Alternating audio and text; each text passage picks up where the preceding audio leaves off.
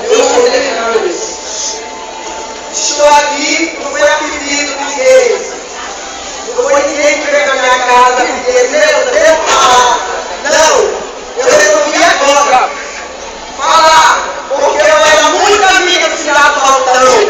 E sou muito amiga do ex-prefeito Marcos Santos.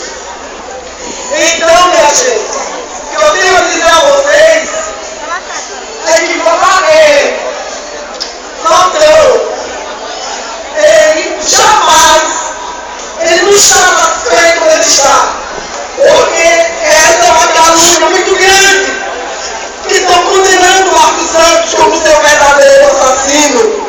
Jamais, Altão só gritava minha casa diariamente. Não era por nada, era porque ele gostava muito de comer, eu fazia lanches. E ele estava todos os dias na minha casa, mandando eu fazer lanche. Quando o Marcos Santos chegava